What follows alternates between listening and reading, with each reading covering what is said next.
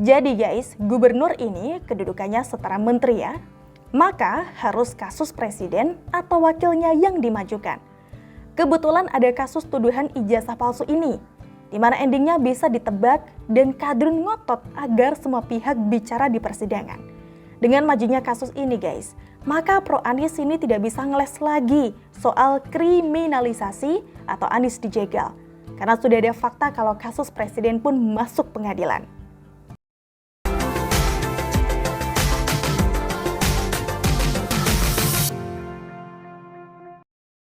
Hai teman-teman, pas saya buka laman siwa.com, saya menemukan sebuah artikel yang sangat menarik dan saya rasa juga akan menarik kalau kita bahas bareng-bareng kali ini. Artikel yang ditulis oleh Jaya Wijaya guys. Buat kalian yang ingin membaca artikelnya, kalian bisa banget klik link yang ada di description box. Oke guys, judul artikelnya adalah Fitnah Ijazah Palsu Jokowi. Pintu masuk sidang Formula E dengan Abut sebagai tersangka. Hah? Gimana tuh Ran maksudnya? Daripada penasaran guys, yuk kita cari tahu jawabannya sama-sama hanya di Suara Rana.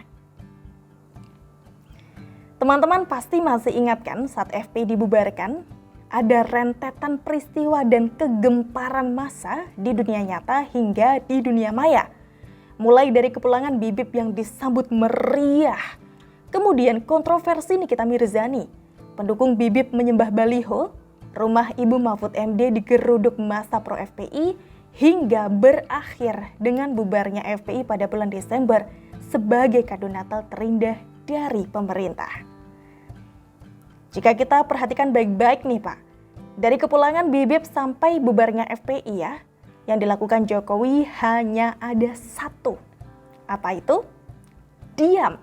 Iya guys, Jokowi hanya diam sampai Bibip merengek-rengek minta dialog dengan Jokowi, bahkan mengancam akan ada revolusi berdarah. Hal yang sama juga terjadi lagi nih guys, dan terjadi hari ini. Di tengah gempuran isu soal ijazah palsu Jokowi, apa yang dilakukan Jokowi? Iya guys, hanya diam. Diam juga, lagi-lagi diam.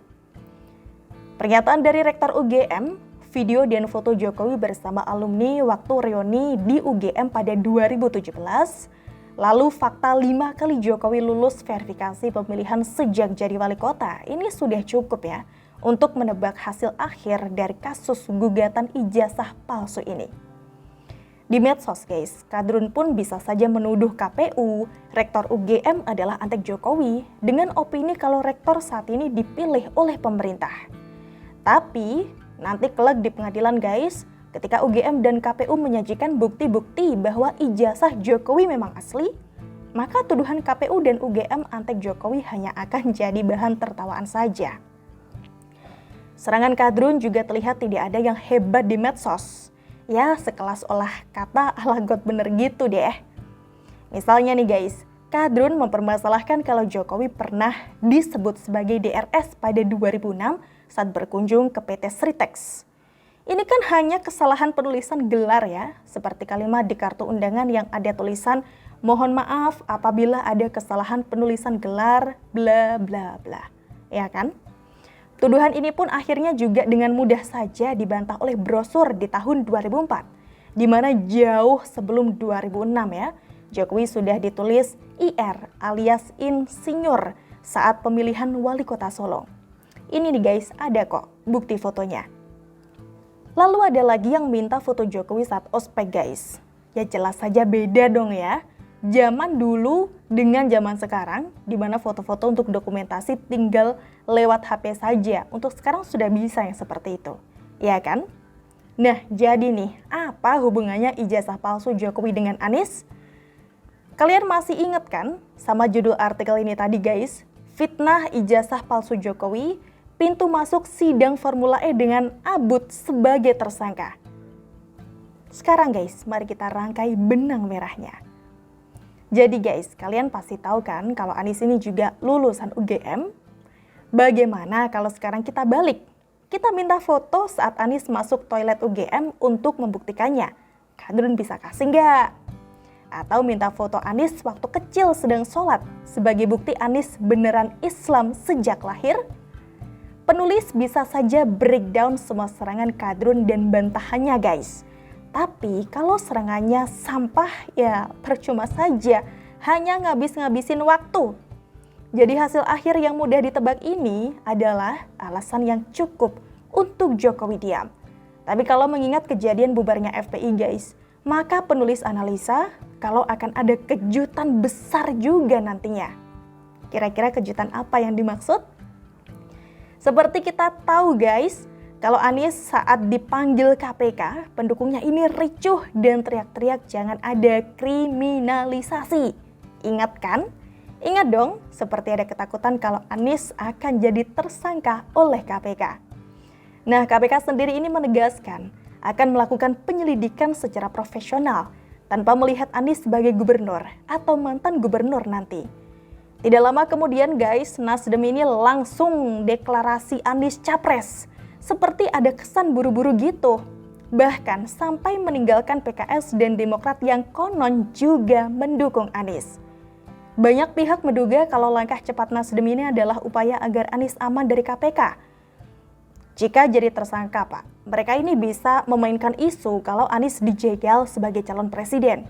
Kadrun pro Anies pun lega jagoannya kali ini aman dari kriminalisasi oleh KPK.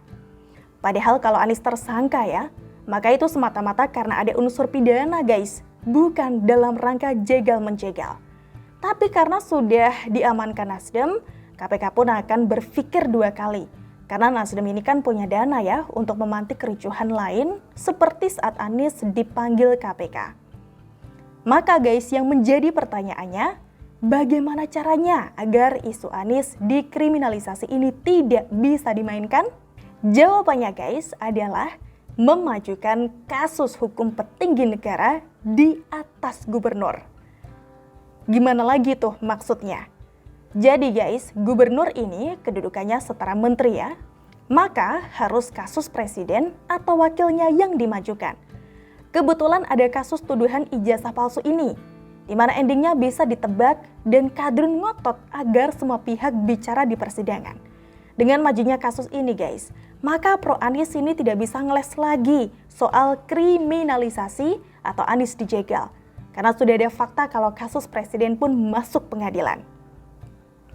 Kalau presiden saja kasusnya bisa disidangkan, apalagi cuma mantan gubernur ya, yang diangkat jadi baca pres oleh partai yang belum memenuhi syarat PT 20%.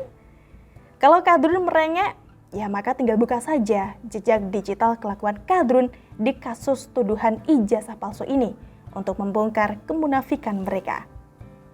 Gimana guys? Masuk kan? Pengen tahu deh, pendapat kalian gimana? Coba tulis di kolom komentar ya. Kita ketemu lagi di Suara Rana berikutnya. Bye-bye.